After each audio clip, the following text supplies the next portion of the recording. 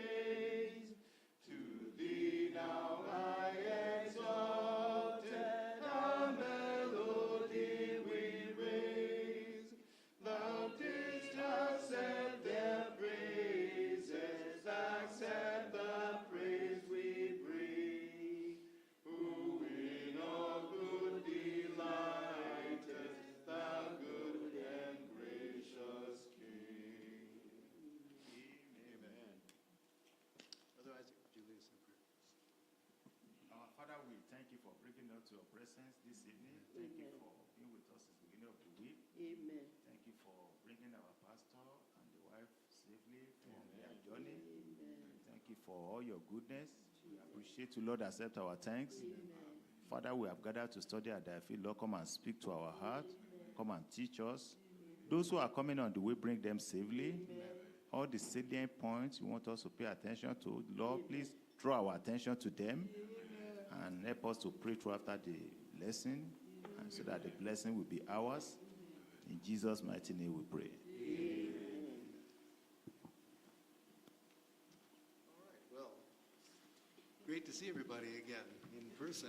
And we could see you from afar, from the other side of the pond, and we attended here virtually Sunday night, just after we literally came home just after 6:30. So we got in and moved our bags, and I said, service is starting in 15 minutes, honey. So we attended virtually. But it's good to be back. It's great to be back. And we thank God for how God has been blessing here while God was blessing us overseas. So we're continuing our series, Bible studies on Matthew. Last week, we talked about instructions of the king. And in some ways, this study has more instructions of the king, but of a different kind. And there's more here than just instructions, more here than just words of Jesus. Hence our title, which is Rejection and Prophecies of the King. Thank you. So let's get right to it. So we have a number of points. We'll see how many of them we can cover. We would definitely want to cover the text. Our text starts in chapter 21 and follows through. Does it start with verse 1? Yes. Yeah. So all of chapter 21 through chapter 25.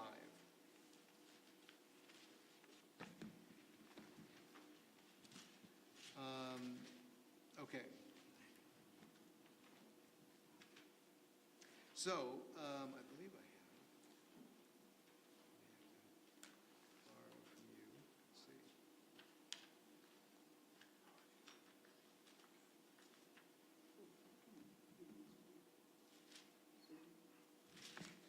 Yeah, I think I will. I just need the first page. So, I'm just trying to decide whether to read something first or just go right to the first question.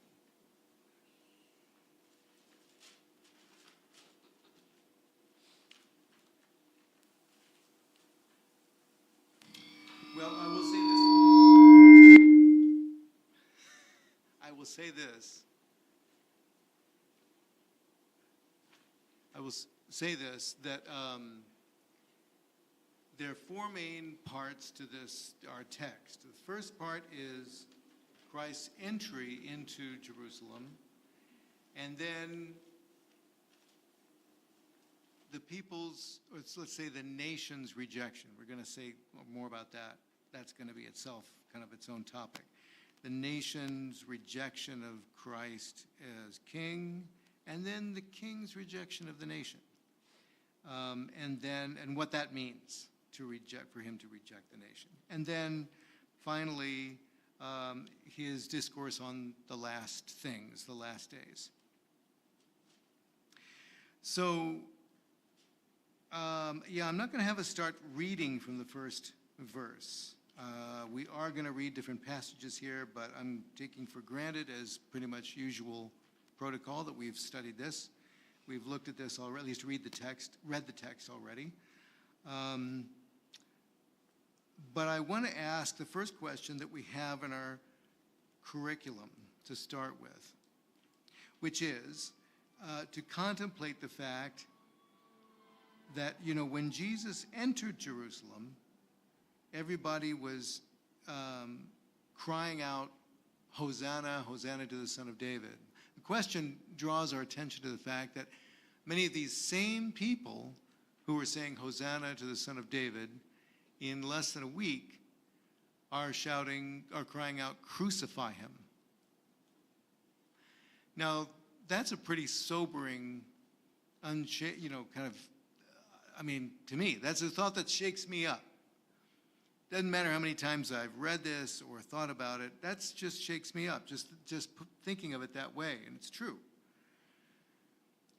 The curriculum asks us the question, what conclusions can we draw from this? What do you make of that? The fact that people are crying out, Hosanna to the Son of David, and crying out, crucify him, just a few days later. And to spice up the question a little bit, I'll just add the fact that I think we all well understand that in both cases, they're completely sincere. So we can't say they're faking it one of those two times. So if they're, what do you make of that? Yes, Sister Esther. How people can change so fast, like the fickleness of human emotion, because like one day you feel this and the next day you feel that, and then also how people follow the crowd, kind of. Okay. That's an excellent point. And that's the main thrust, I think, that we see there is, as Esther said, the fickleness of emotions. Now, she sort of compared it to thinking, one day you feel this, one day you feel that. Now, not taking away at all from that answer. That's very true. But this, how do you account for, I'm not saying you didn't answer the question, because you did, but how do you account for this extremity of that principle that she just stated? I mean, one day, today, maybe you woke up, it was sunny, or maybe when you woke up it was cloudy, because it was cloudy when you woke up this morning probably. And maybe you're feeling kind of blue, feeling a little down. Things may go well for you at work and maybe at home, and the next day you're feeling cheerful. Emotions can be fickle. But it's probably not the case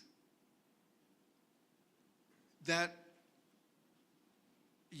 that when you went to work or school, you said, hey, there's my friend, there's my classmate, or there's my coworker. And tomorrow, you'll see them and say, kill them! Right? I mean, that's really intense.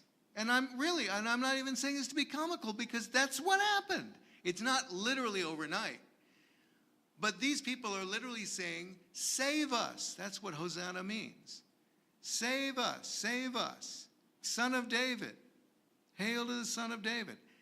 They're looking at this guy as their savior, looking to him to be their king. And 3 or 4 days later, they're crying out for his execution. So how do you account for it? That extremity? There's definitely no question about it. Human feelings can be fickle, but usually feelings aren't that extremely fickle. So as fickle as human feelings can be, we still, I feel, need to say something about how could people change that way that much. Sister Sade?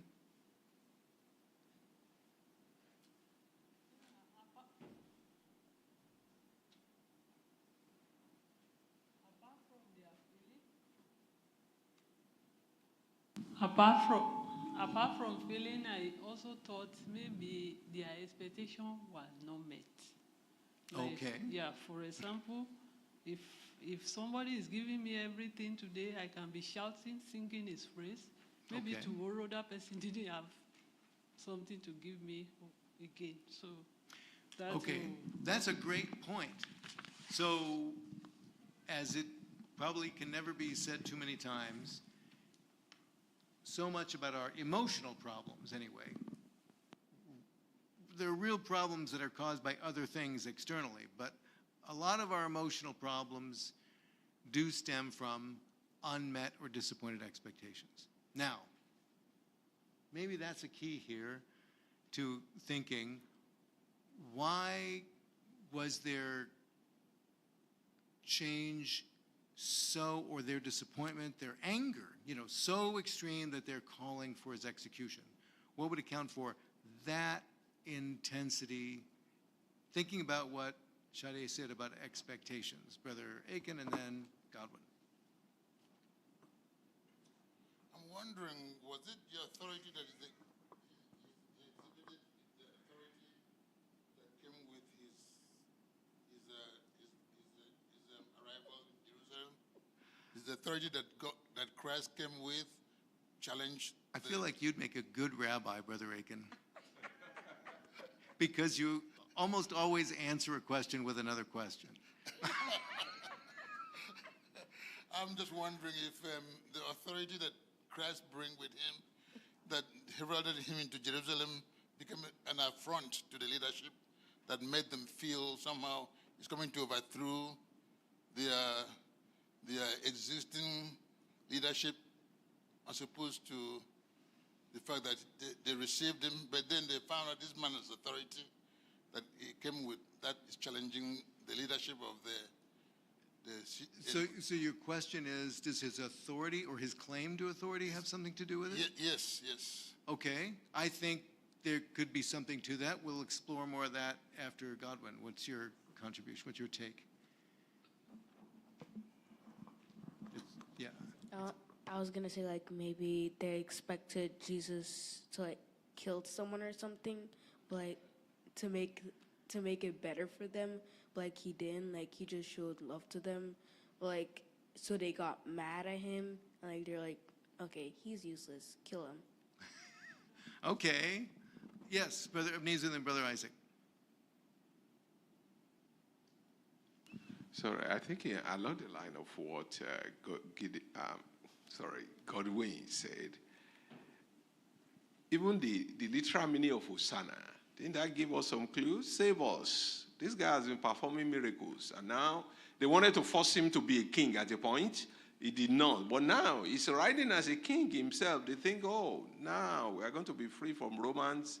But he got there, instead of going to where the Roman garrison is, he went to the temple to go and be scattering tables there.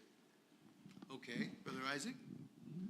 Yeah, without taking from what people have said, I'm just looking from an angle that can it be those who are shouting Hosanna few days before, they have expectation that this can save us.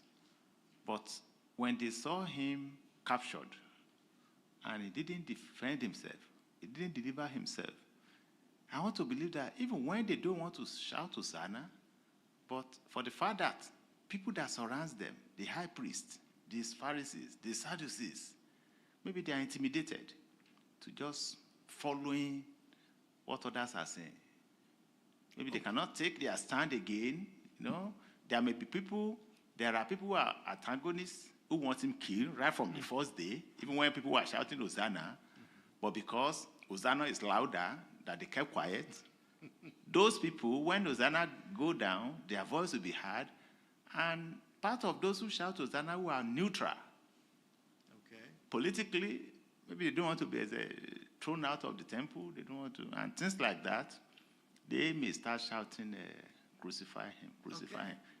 So there's an interesting element of mob psychology maybe at work here. I think that's an excellent point, and I want to get to it, but there's yet more contributions. So I'll let my wife go, and then Brother Nyasha, if somebody's online. Go ahead.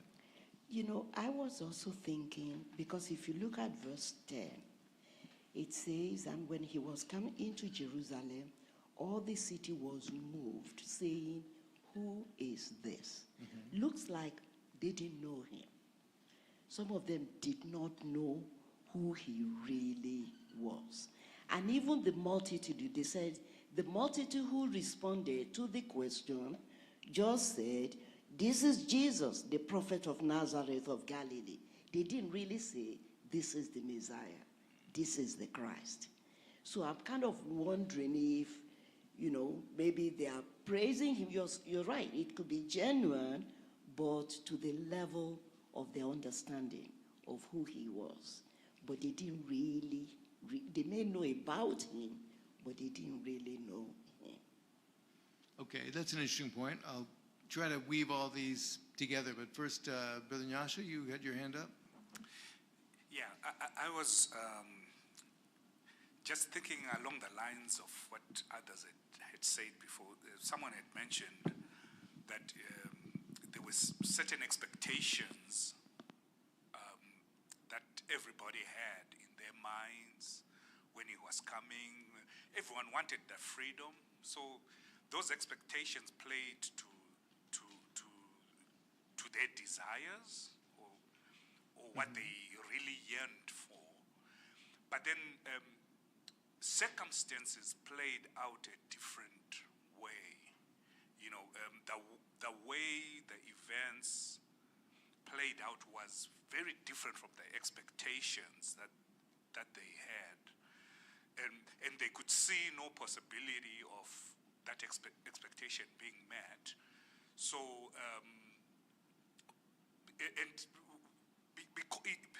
to substitute kind of like how we can explain a situation, if someone suggests something like, oh, this is not right, or this person can't meet this expectation because he's a criminal, or there's a suggestion that's put into the mind which that can incite another different kind of emotion, like what happened in this case when they were suggesting that he should be crucified, and they saw that, okay, that initial expectation that they had cannot be met. He became the scapegoat, so to speak. So okay. It's easier to when an expectation has been unmet, okay, to put a scapegoat to someone for that situation. Okay, Jose, you wanted to add something? Like what Sister Antonia was saying, right here in Luke 19:41 through 44, it Jesus explains pretty much, if I can read it for you. Yeah, please. But as he came close to the city of Jerusalem, he saw the city ahead, and he began to weep.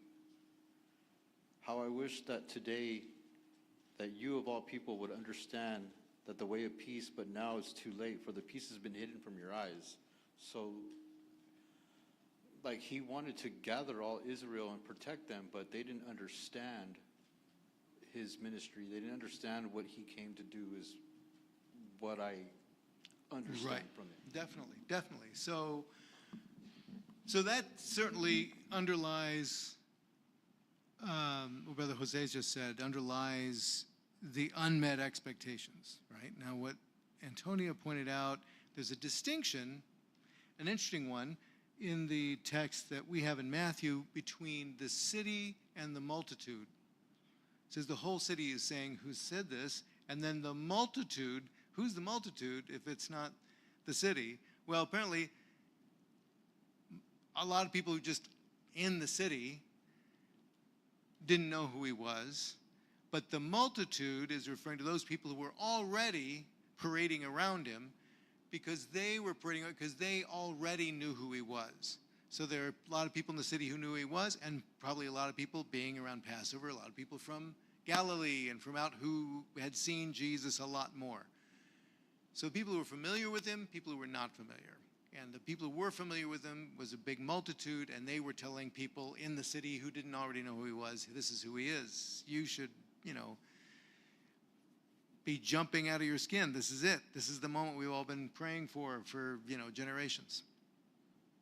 Now, we've been hearing a lot about different things that he's expecting. Like Godwin said, maybe they're expecting he's going to kill somebody. Well, indirectly, that's frankly, I think, part of the program. Not that he's just going to kill somebody, but, and then it's not even focusing on now he's going to kill so-and-so.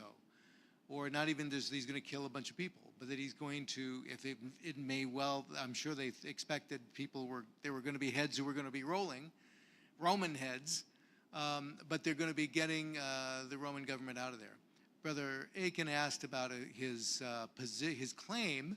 Interestingly, if we read, look at that text, he's not saying anything about his claim. It's they're the ones who have the claim. They're the ones who are making the claim, right? So there's that.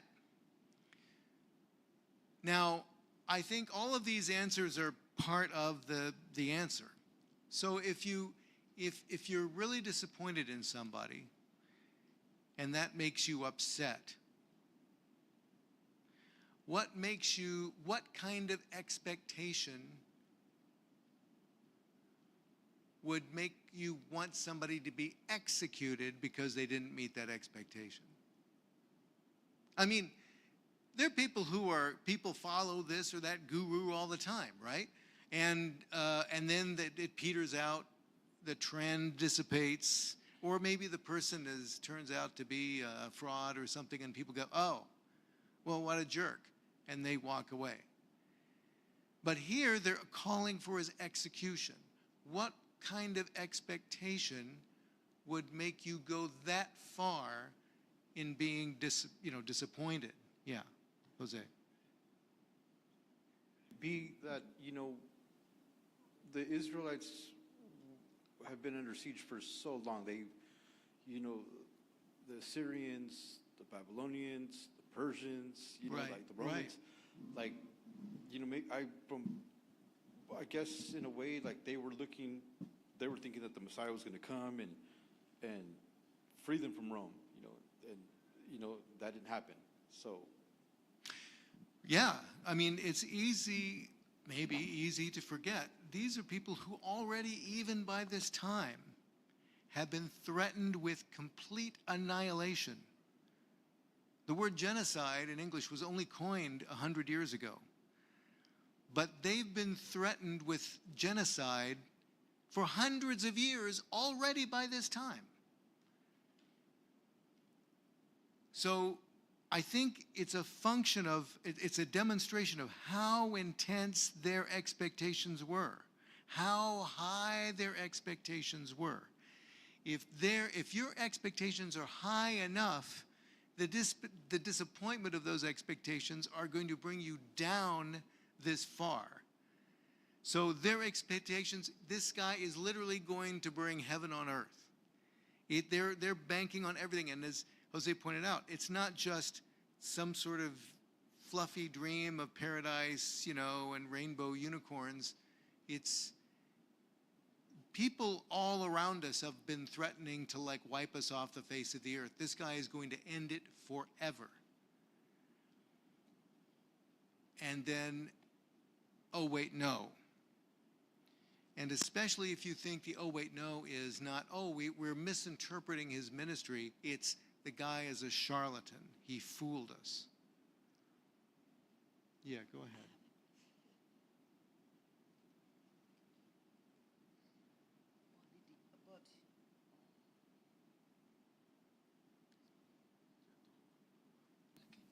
But his disciples also, the apostles, the disciples, they had that expectation also that he was going to deliver them from the Romans. But they didn't say crucify him. That's a really good point. And I think that gets back to, I also don't want to miss Brother Isaac's point, because it's a really excellent one. Nobody else brought this up. Which is the role of, again, what I'm calling mob psychology. I'm still going to get back to it. But did you have your hand up, Esther? Okay, you did.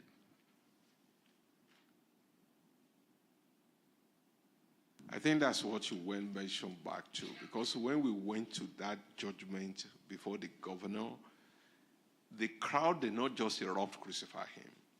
The priests move among the people, ask for him, say Barabbas should be free. So there is a mixture, definitely an element of mob psychology that the high priests use for people who are probably neutral and not strong enough. Yeah, so there's some people, as Brother Isaac pointed out, who wanted him gotten rid of all along. That doesn't account for everybody saying crucify him, right? Although that does account for the people who kind of got the whole thing started. But I do believe that some of those people saying crucify him, like I said at the beginning, I do believe that there's sincerity on both sides. But the thing that was particularly interesting, I thought, in what Brother Isaac said is, this cuts both ways. That is, it's not just that some of these people were coaxed into saying crucify him, and that there might have been people who also didn't want him crucified.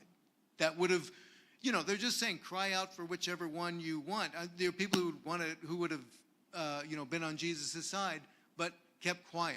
Maybe when they heard, 90% of people are shouting crucify him, it just dies down. They keep quiet. But it's not only in that direction, as Brother Isaac pointed out.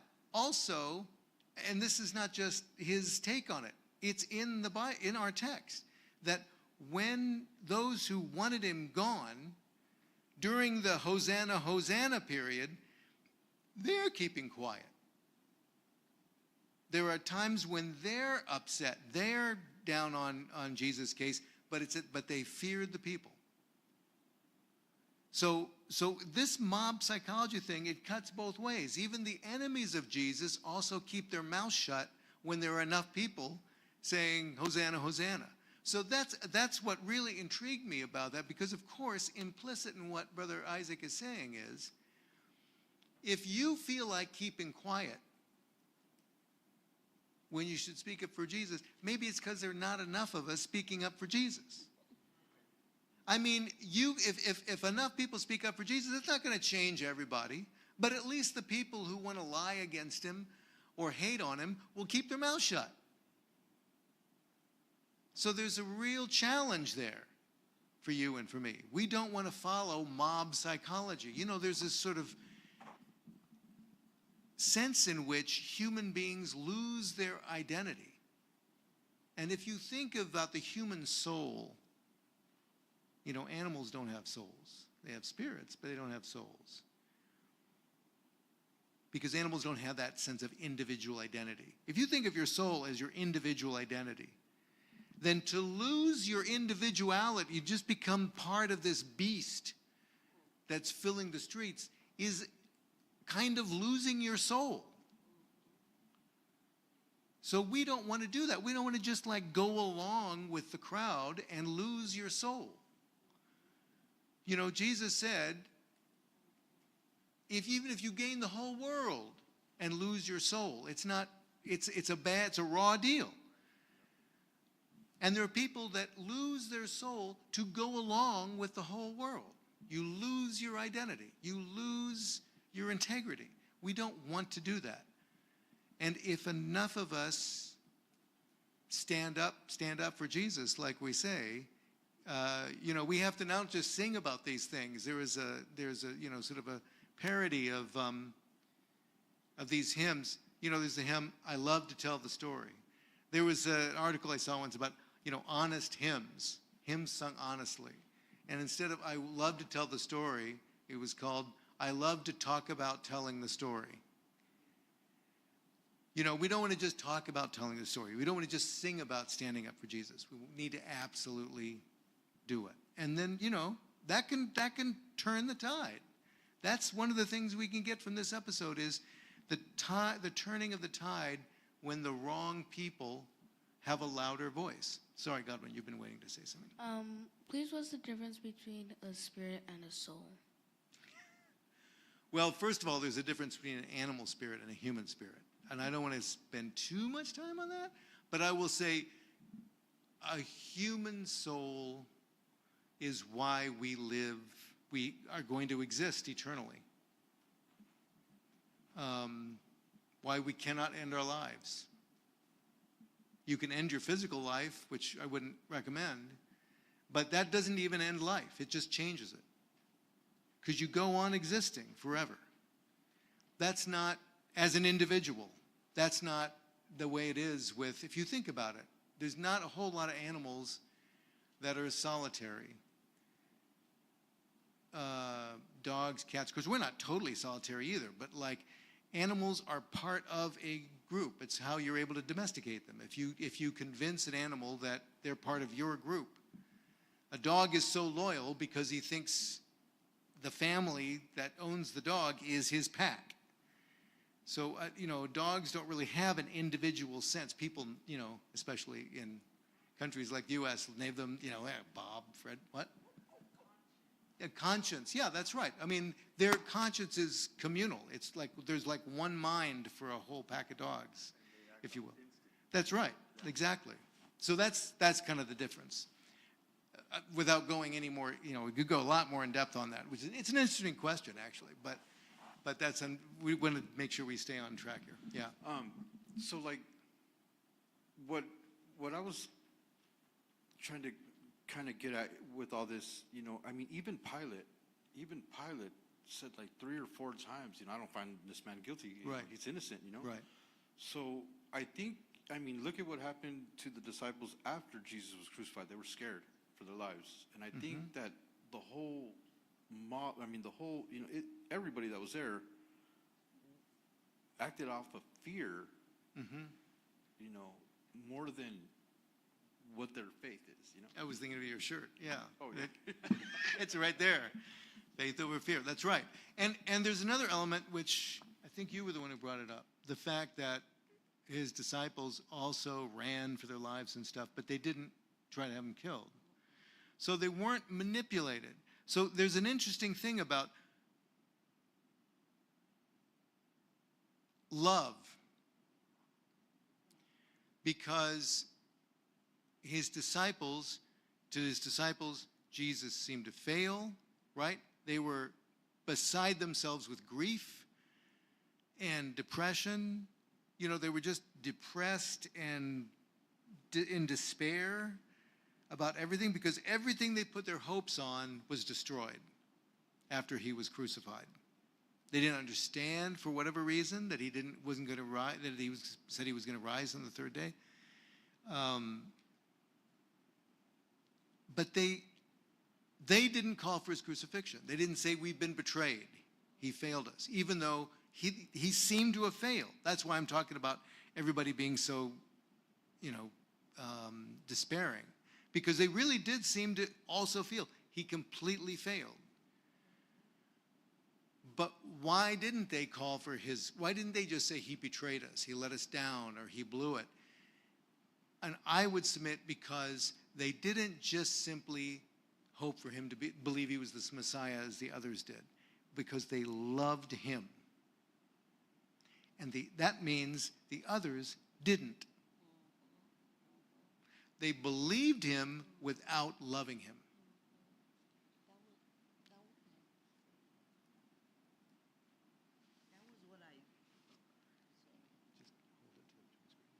That was what I was thinking about the difference between knowing about and knowing, really knowing and loving. Love. Yeah, I yeah. think the Loving, love is really the loving. key. You know, they loved him, they were devoted. So even when they had no idea what to do, they were just lost without him, but they didn't ever hate him.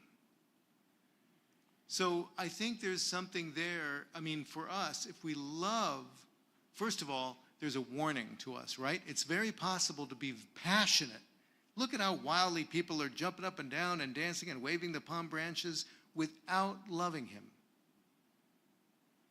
So you can see people intensely religious, intensely dedicated to their religion without actually loving God. You know, there's a difference. And if we do love God, no matter how much our heart is broken, or how much we're disappointed, or how much God doesn't make any sense, we won't give up on him if we really love him.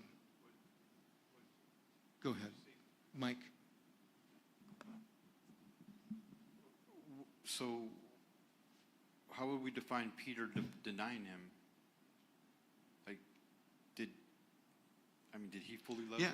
Yeah, that's a good question. Well, that's, to me, somebody else can weigh in on this if they want. That, to me, is the mystery of backsliding. You know, because at what point do you make a choice? There's a decision there, right? Because he first faced one person, then another, and with each person, it's getting more, the pressure is building. Because if some random person just comes up to him and says, hey, you're one of his disciples, aren't you? It's like, oh, let me get away from this person. Get away from me. But when he finds himself surrounded by people who are saying, hey, he's one of them, he's one of them. Now, I mean, the heat is really turned up. And it's not as bad as just one person randomly coming up to him. And with each buildup of pressure, he has to make that choice. What do I do? And at some point, he makes that decision. The flesh basically rules the spirit instead of the other way around, right? And it's like the flesh says, protect yourself, whatever it takes, protect yourself. And that's why I keep hearkening back to that thing, tell the truth even if you have to lose your home. If it's going to be inconvenient, there are people who are just like, oh, I got to lie. My wife and I, we just traveled, right? We went through customs. What if something we're worried about, what if they take my laptop or something? Am I just going to say, I don't have any technology? I can't lie just because, if I told the truth, they might have taken something. I can't do that. I can't make that, I can make that choice, but then I lose my relationship with God. So we have to say, we have to constantly check ourselves and pray for grace every day, that the Spirit will rule the flesh, not the other way around. I can't obviously pinpoint what's that moment, but that's what happens. And it's a great question because it shows that for all of us have that same experience, maybe every day, where temptation comes to us. That's a point where you have to choose. Am I going to choose, is the flesh going to tell my spirit what to do, or is my spirit going to tell the flesh what to do? Or is the Holy Spirit going to tell my flesh what to do? And that means sometimes hurting the flesh. The heat was on to the point where he got scared. These folks are not sanctified, remember. They've got carnal spirits. I mean, the spirit, the flesh is ruling the spirit. That's what Jesus said, right? The spirit is willing, but the flesh is weak. And the flesh was in charge with these guys. That's why they fell asleep in the Garden of Gethsemane. That's why when the heat was on, Peter said, run. Right? Lie if you have to. I mean, the others, they all ran. They all said, the flesh said run, they ran. Peter ran to a place where it's like he couldn't run. So it's like, I'll say whatever I need to say. I'll worry about, later is later. There's only now. You know? So we have to be very, very conscious of the fact that that's real. And we have to make the right choice. So he did love him.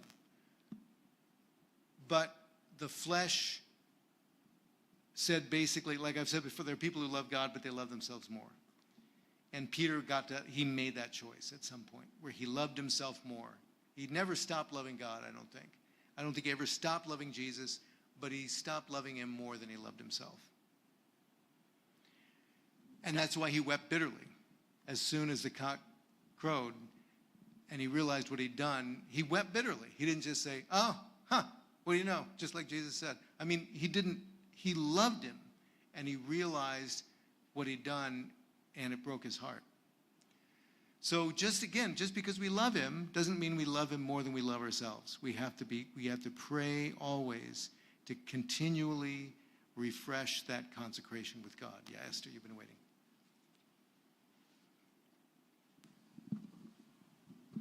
About all the disciples running, wasn't John by the cross when Jesus was being crucified with Mary?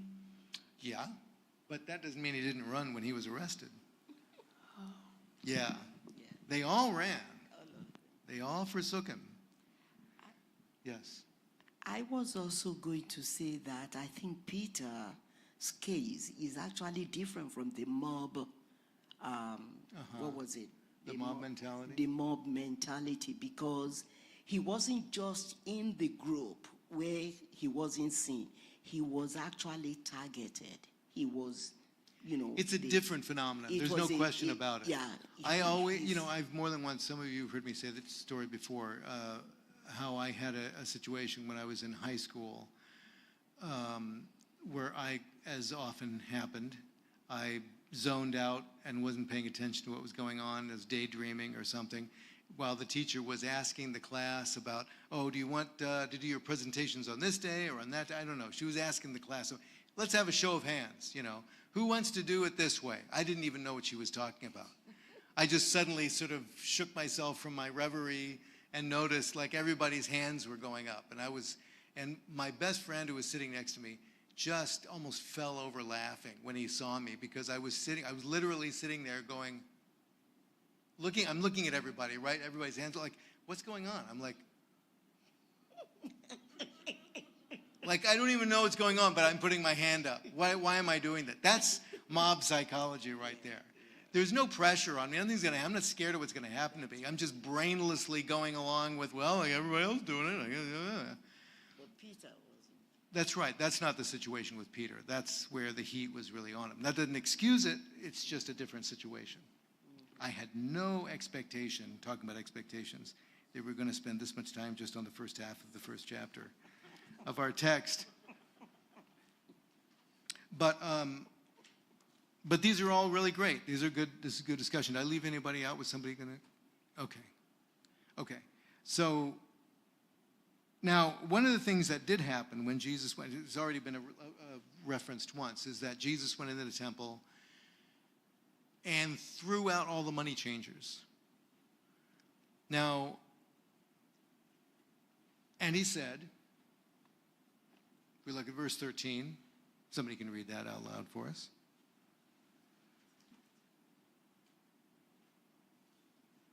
Go ahead, Sister Fawn. It is written, my house shall be called a house of prayer, but ye have made it a den of thieves. Okay, so my question is, and don't just say house of prayer, den of thieves. My question is, what does this tell us about the two ways people can use a building of worship?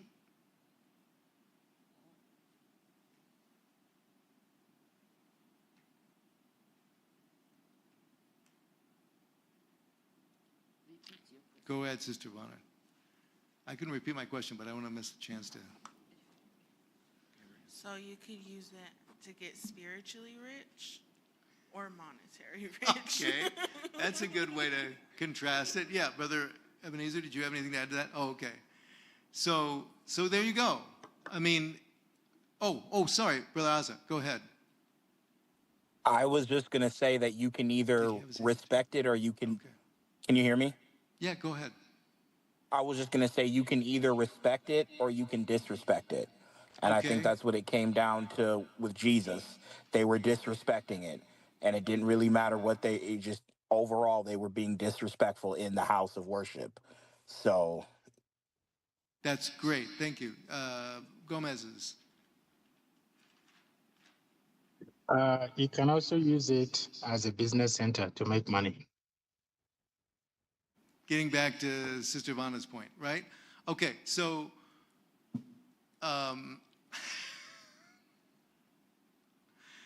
okay, some backstory going on over there. I'm going to find out more about that later. But did you have something to add, Brother Isaac? Okay, so did you have anything to add, Brother Romy? No, okay, just checking. Yeah, so the point is you can use it, you can kind of summarize all that. You know, it can be a place for self-benefit or self-glorification, or it can be a place to glorify God. So when Jesus said, it's written, my house shall be a house of prayer, I mean, first and foremost, that's what it should be. You know, the temple was used, there were sacrifices being made. Notice it again, he's not emphasizing the animal sacrifices, but the prayer. Because even the sacrifices are, in a sense, part of prayer. Not so much the other way around. It's not all about just killing animals, burning sacrifices. It's about making contact with God. That's what that's what this place is for. It's supposed to be, and as Asa said, it's supposed to be sacred. There's a difference between treating something as sacred and treating it as ordinary. And they were treating it as something ordinary, right? And that should clue us in on something else. Again, if I come here just to feel good, or I come here for what God can do for me, I'm making this place ordinary. Because I could do that anywhere. But to set a place apart, and not just a place, but a time apart as sacred means, fun fact, the word sacred originally is related to the word for cutting. Not like stabbing or cutting, but like cutting away, cutting apart. That's like where it says, come apart from them, be ye separate. It's a place set apart. To do that means we have the focus has to be for God, not for ourselves. So, yeah, go ahead. But what they were doing, what they were selling, was for sacrifices. That's right. And the money they were changing is to be able to help those from foreign countries. So it seems to me that sometimes we can justify when we are misusing the house of God. We can still justify it as... You try hard enough, you can justify anything. Huh? You try hard enough, you can justify just about anything. Exactly. You can just buy anything? Justify. That's right. That's right. Yeah. But the question is, does God justify it? Is it right. justified? But you're right. by God? You're right. It's a good point. Yeah. It's a point well made. That Yeah. that we have to be careful that we don't just try to use religion to, dress in religious clothes what is essentially a selfish enterprise. And this is another element of bad religion. What makes bad religion is that you're taking that which is sacred and you're using it for self-centered purposes. And you can't, it's not less profane just because you're using religious things. It's not less selfish just because you dress it up in religious language or whatever. So that's a really excellent point. Brother Ebenezer, you're going to say something. I think as you are talking, this is just clarification for me. So what Sister Antonia said, I would say another way of saying that is that people will use what is essential and needed in the worship of God, now abusing it. Right. Right. Think about this. Why did it talks about Jesus cleansing the temple? Why did it have to be cleansed? There were no unclean animals there. What did it be cleansed of? Yes, Godwin. It was not spiritually clean because they were just using it for their own personal needs. Okay, thank you very much. So it wasn't being spiritually, you had to be spiritually cleansed. Okay?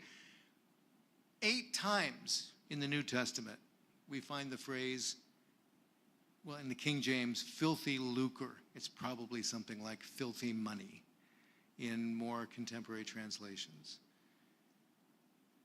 What's that about? Well, this is not a cross. I've got the scripture references right here, but they're not.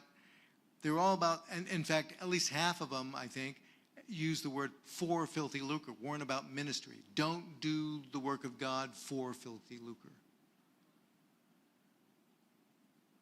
So what makes, or for filthy money, whatever, what makes money filthy in that context? Well, I guess we've really answered it. If you're doing the work of God, but you're doing it for money, if God, in other words, is a means to an end, anything that makes God a means to an end is filthy. Anything that makes God a means that you're already taking him out of his place. I mean, not literally, but in your mind, you're taking him out of his place. God is the goal. God is always the end. Nothing comes after God. God is not a means to something else. God is not somebody's tool. So in a way, would that lead to like idolatry? I mean, you're after money, you know. Sure. For yeah, in a sense, right? Because if that's the thing, if you're making God a means to something, that means whatever the real end is, that's the most important thing. So if God is a means to something, then God is less important than X. And you're making that other thing, be it money in this case, is more important than God. So that does put money in the status of an idol in that sense, yes. So obviously, money is needed for everything. Money is needed for food. Money is needed for clothing. Well, that's why, yeah, for things in church, right? But you don't do the work of God for money, and you don't make God a means to an end of anything. And that's not just money. Then you would put anything else after that. If God is a means to popularity, if God is a means to finding a girlfriend or a boyfriend, if God is a means to, I don't know, fill in the blank, getting a new car, some people are really genuinely spiritual about this. If I pray to God, God will give me a new job. I mean, they're actually looking for some kind of supernatural intervention, but God's not the goal. God is the tool to get the goal. Then that thing becomes filthy. And it needs to be cleansed. The house of God needs to be cleansed. And notice what happens right after he cleansed the temple. What did he do?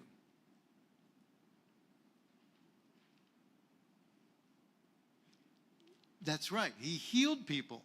So it's like he healed the temple, and then he healed the people in the temple. It's all like part of the same healing. And remember, in the Bible, I mean literally in the languages of the Bible, healing and salvation are the same word. So cleansing and healing and saving, that's who Jesus is, and that's what he does. That's why you see him healing people after he's cleansed the temple. He healed the temple, and then he healed the people in the temple. So this leads to this question I was going to ask, I think. Yeah, I'm going to have to skip. Because this is not in the discovery book itself, but looking again at sort of Hannah's outline, I noticed that the next section was labeled the nation, the king rejected by the nation. Now, we don't see the people rejecting the king. They seem to be embracing the king. But the passage that they're referring to as the nation rejecting the temple starts with verse 23, when it says, when he was come into the temple, the chief priests, the elders, and the people came to him as he was teaching and said, by what authority doest thou these things? Right? And you could read or tell me what was Jesus' answer to that. It's in verse 24 if you want to read it. Yeah, go ahead, brother.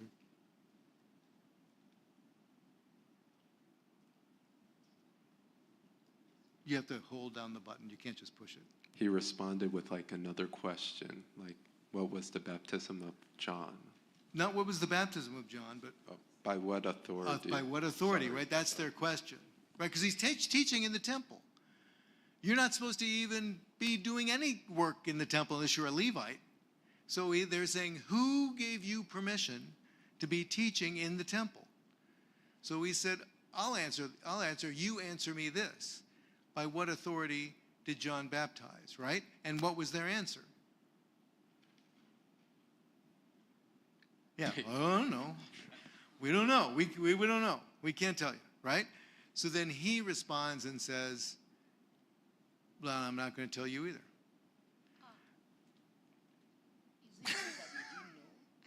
Okay, get a mic.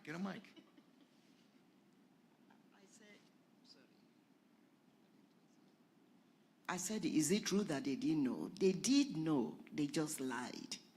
They were kind of politically reasoning. If we say, actually that really stood out to me, because political people, they rationalize everything, they strategize. If we say we know the authority is from God, then they will say, okay, why didn't you listen to him? But if we say we didn't know, but people knew that he was a prophet, or something like that. But they say no, he just made it up himself. Then they'll all be like, they might stone us. That's right. So you could say their again, mob political strategy. Okay, so you've played into my hands beautifully. Really? Yes, because that's my question. You might want to hold on to that mic. So what do you learn from that?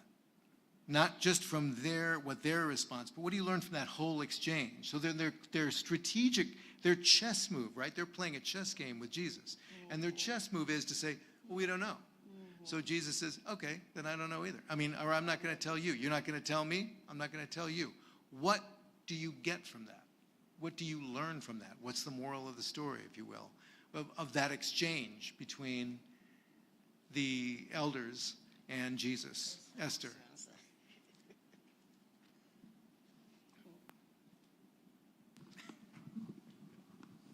When you're dealing with Jesus, you can't be like insincere or like want to trip him up, because Jesus is like knows more than you, and he also knows you better than you know yourself. So when you're with God, don't try and deceive him, because like God already knows anyway.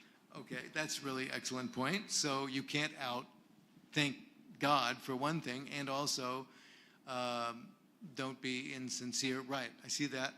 Let's go with Romy and then Jose.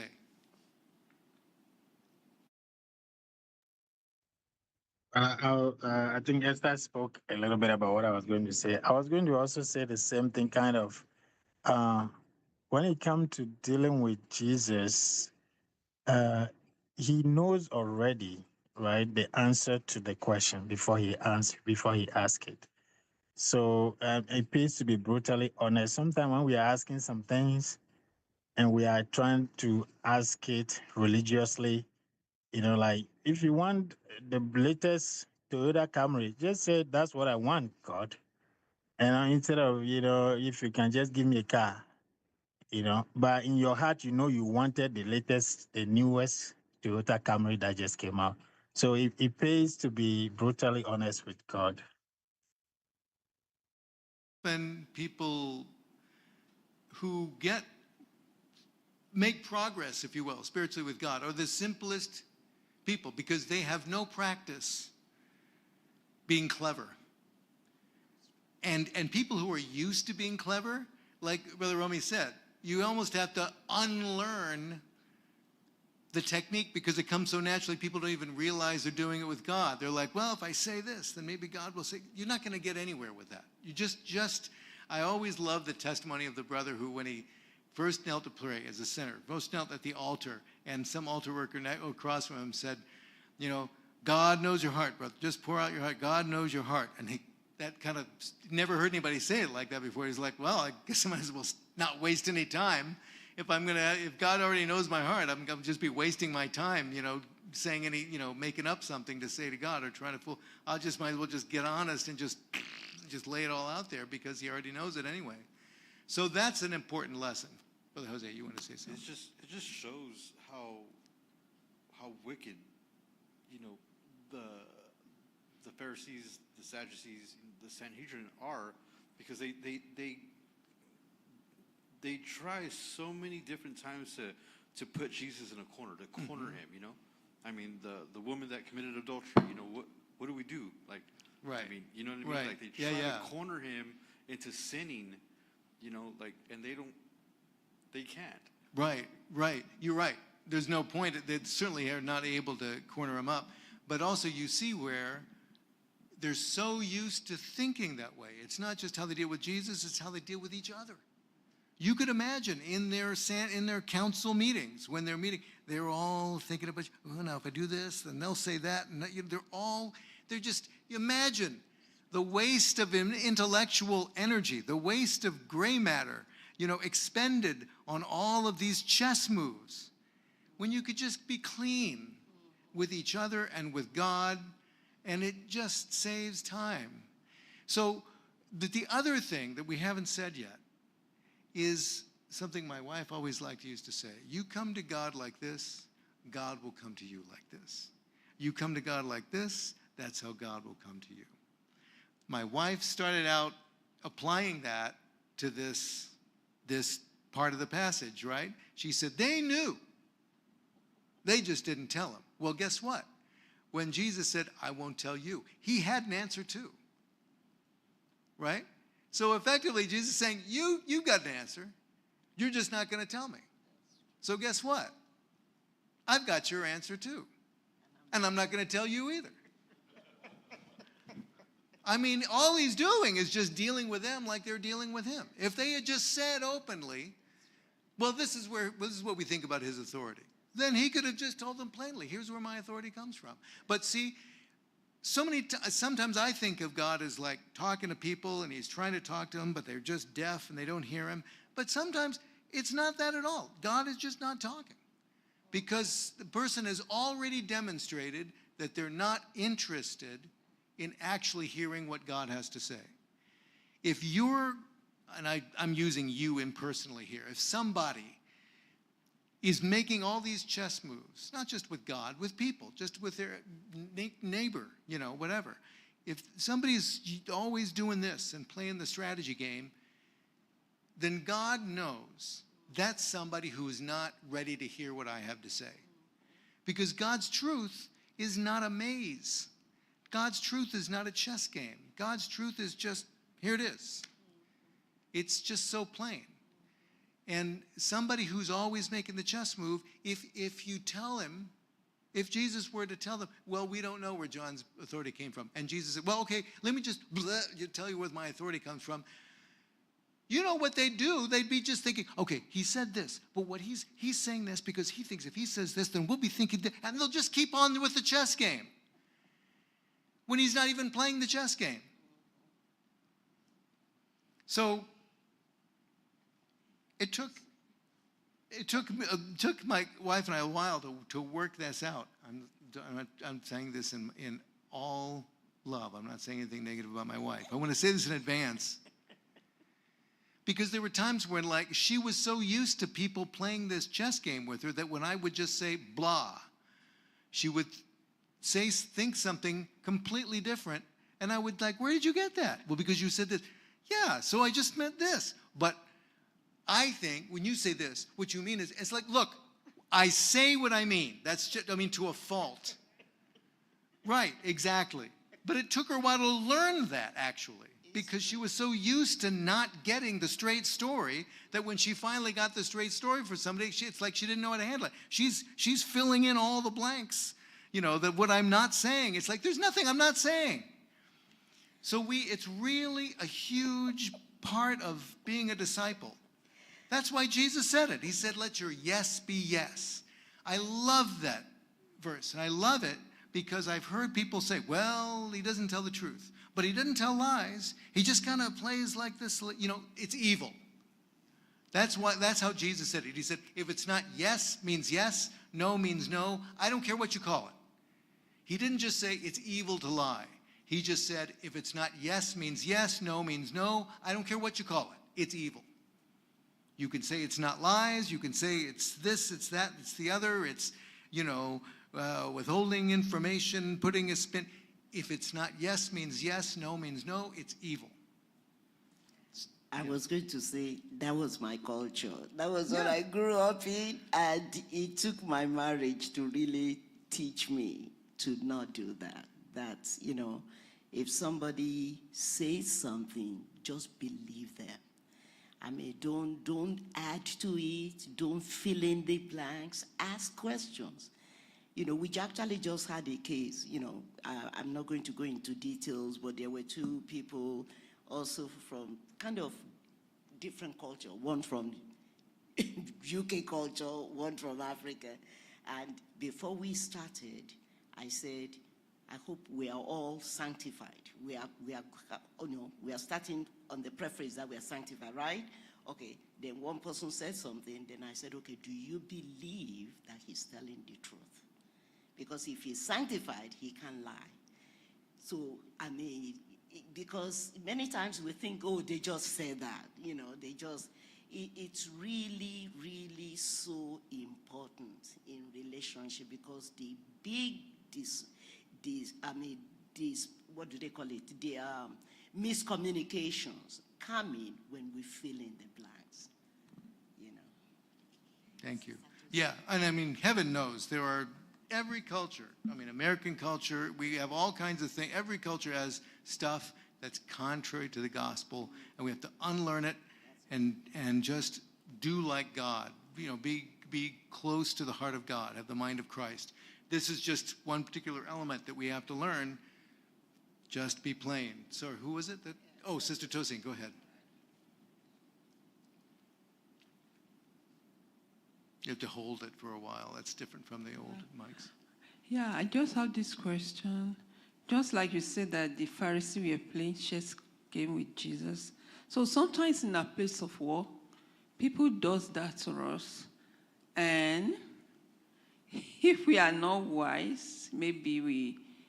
So, and also Jesus said that we should be wise as serpents and gentle as doves. So sometimes you because sometimes when you come like direct, you get into trouble. So I'm just thinking because you find it, sometimes it's a little bit confusing. How should we react sometimes? Okay, that's a great question. I'm just going to summarize that very simply. I'm going to connect that verse about be harmless. In fact, I think when Jesus said, be wise as serpents, harmless as doves, it's a different way of saying exactly the same thing as when the apostle wrote, we are not ignorant of the devil's devices. So be harmless as doves, we can't leave that part out. God help us. Be harmless as doves means never stop being innocent. Don't be part of the system. But don't be ignorant of the system either.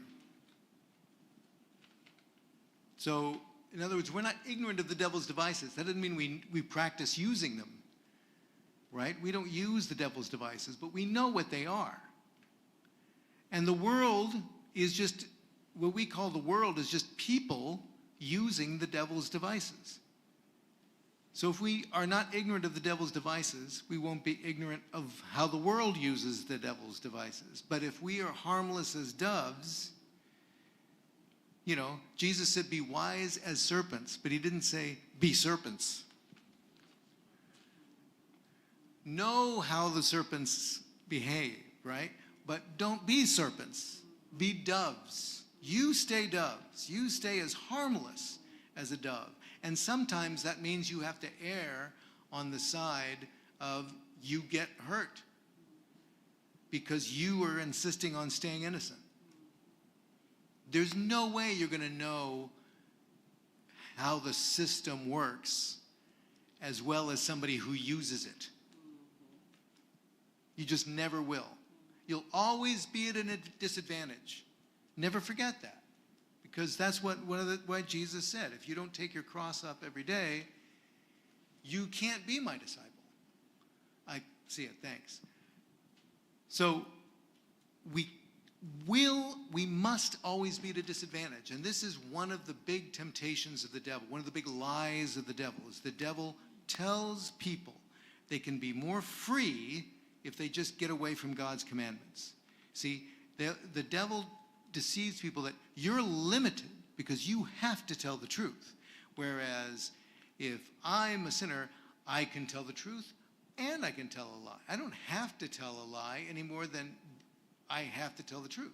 I can do whatever works in the situation, but you can't do that. So the devil tries to trick us also, to tempt us that you're limiting, you're at a strategic disadvantage. And in a sense you may be, but you're really not, because the infinite power that created the universe is on your side and not on theirs. So what kind of strategic advantage is that? Brother Romy. I'm a little, maybe I need a little bit of clarification on that. I think doing exactly that, we also have to be aware of our environment, right?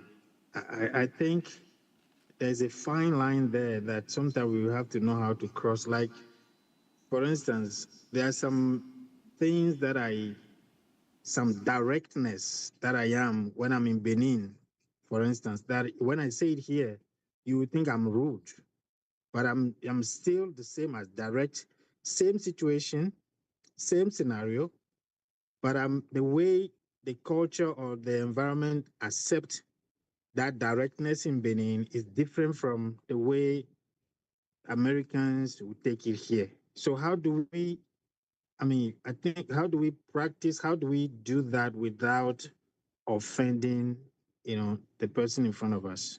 Okay, so that's a great, excellent question.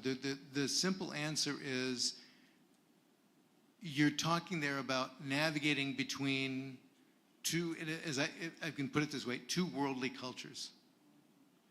You're not talking about the difference between what we could call Bible culture or the mind of Christ and the wisdom of this world, between the wisdom of God and the wisdom of this world. You're talking about just the way people operate in the U.S. and the way people operate in Benin, for example. In fact, in linguistics, what you're talking, there's a sub-discipline within linguistics that's called pragmatics. That's what you're talking about. That a certain conversational style is interpreted as meaning one thing in one culture, and it's interpreted meaning something else in another culture. We actually talked about this some in the UK when we were talking about the differences in different cultures. And that's, whoops, excuse me. I understand why that can sound like what I'm talking about, but it's completely different from saying we know the world's way of operating, because the world's way, what we're talking about when we say the world's way, it doesn't matter whether you're in Benin or the United States. Benin uses the world's way, the United States uses the world's way. It may look different in different societies, but there's a wisdom that the Bible calls sensual and devilish. So there's a moral and a spiritual dimension to it. Whether you speak directly or whether you speak more indirectly, that doesn't have a spiritual dimension. Theoretically, you could do either one, and it doesn't necessarily have any moral dimension to it. It's just a question of communicating correctly so that people understand you correctly. Whereas with the difference between the wisdom of Christ and the wisdom of the world, that's the difference between whether you put yourself first or whether you put another person first. Do you tell the truth all the time, even if it works against you? Or do you tell the truth when it works to your advantage and you do something else when that works to your advantage? That's the difference between the mind of Christ and worldly wisdom. Do you work for do you butter people up so you build up a stronger alliance base and you create a greater reputation? All this stuff for self, for self, for self. That's worldly wisdom, and that exists in the US, Benin, and everywhere. It's just you use different pragmatic methods to get the same goal. But everybody in every country is after the same thing. They're looking out for number one. So I hope that clarifies the question. It's a really good question because it is, in a sense, a cultural issue, but it's a difference between the culture of this world and the culture of heaven, is what I'm talking about. And you're just talking about the difference between two different cultures in the world that are still part of the world. Okay. Brother Aiken, go ahead. With respect to Sister Tosin's question and what Brother Gomez was talking about, yeah, I was going to tell you, can you do this in plain language? Can I answer in plain language? Yeah. Okay, I'll try. She said at work, sometimes she does things and then get her in trouble. Okay, she's a teacher. Yeah. Suppose a child comes around, yeah, and looks very upset. Yeah. And she puts her arm around the child to comfort the child. And the child goes and tells the principal that she was being abused. Now, her intention was to comfort the child, but now it becomes complicated. That's what I'm saying. Sometimes our Christian behavior goes against the norms of the environment where we work. So just use that very specific example. Thanks for the attempt to make this more clear or ground it in reality more. So first of all, you'd want to know, right, which you probably would get from training, what's permitted, what's not permitted. Okay, so hopefully you wouldn't make the mistake in the first place. Like for example, it's not like if you were told, don't touch the student or don't put your arm around a student, you're not going to be like, well, I'm a Christian, I think the student needs comfort, so I'm just going to defy. You don't do that. You don't do that. The gospel doesn't teach us to do that. What you would do is you'd pray every day, not just about that specific thing, but about everything else too. God, teach me how to follow you within the parameters that are set for me at work. You think about Daniel, because there are precedents for this. Daniel followed the precedents at work. He's in a pagan society. But he's true to God, 100%. But how does he do this within the parameters of the society he's in? Naaman, the Syrian general, when he converted, and in a sense converted to biblical Judaism, right? Or at least he converted to belief in God. And he specifically requested, he said, I just got one thing before I go. He said, I know there isn't any other God except the God of Israel. And that's the only God I'm going to worship. That's the only God there is as far as I'm concerned. But he said, but when I go back, part of my job is to accompany the king. And the way they do it, he goes, I have to escort him into the temple, the pagan temple. And I have to hold onto his arm while he bows to the God. And sometimes I may have to incline myself physically, it just becomes necessary. I'm not just going to be like, you're on your own, let him fall to the. So he said, is it okay if I do that? And Elisha said, don't worry, it's fine. God understand. You just follow God. That's okay. I mean, he wanted to clear it with the prophet.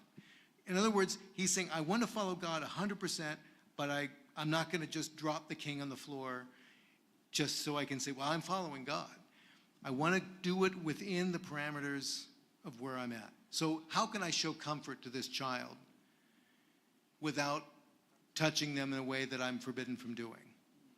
If you didn't know that rule and you just did it innocently, all you can do, and I say all, but it's plenty, is to tell the truth and plead to God.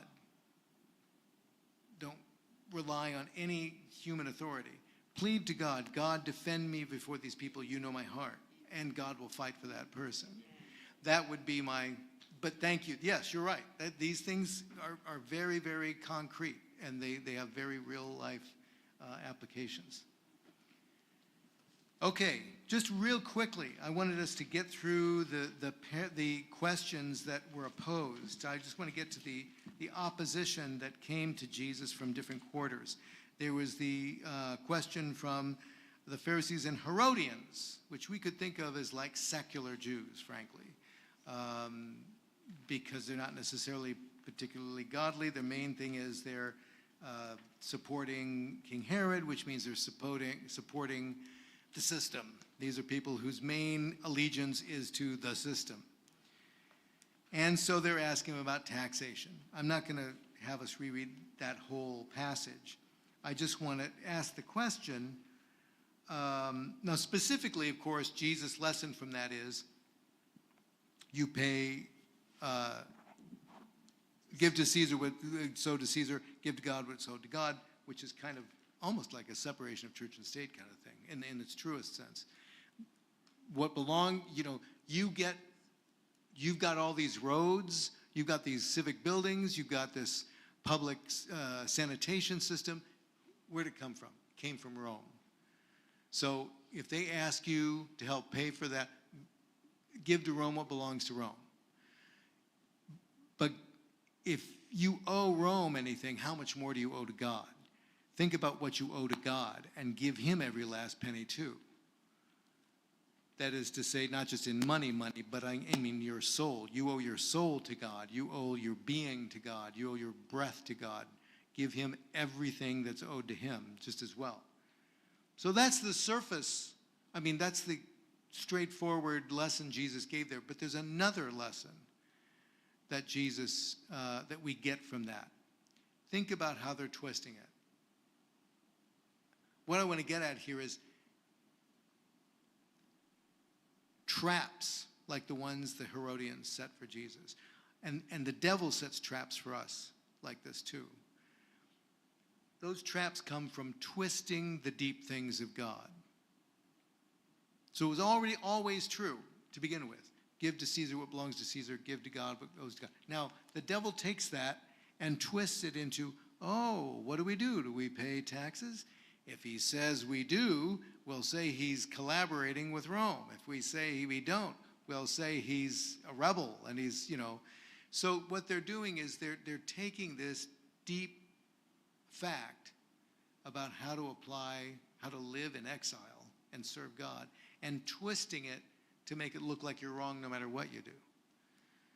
So that's one lesson we get from that little trap. Then the Sadducees came and tried to trap him up by asking him about the resurrection. Who else asks questions like this today? They ask this question, well, if the resurrection's true, what happens if a guy, he gets married, he dies, so his widow marries his brother, according to the law of Moses, and then he dies, and it goes on and on like that. She marries all 7 brothers until finally she dies. Whose wife is she going to be in the resurrection? What's the point of that question? What's the point of that question, Samuel? The resurrection isn't real. That's not only that it's not real, but how are they trying to make the case that the resurrection is not real? What are they trying to do with that question? Can we say they are trying to say it's not going to work? Okay, they're trying to make the resurrection look absurd. It's ridiculous. Wish you could have 7 husbands? One woman with 7 husbands? Are you kidding me?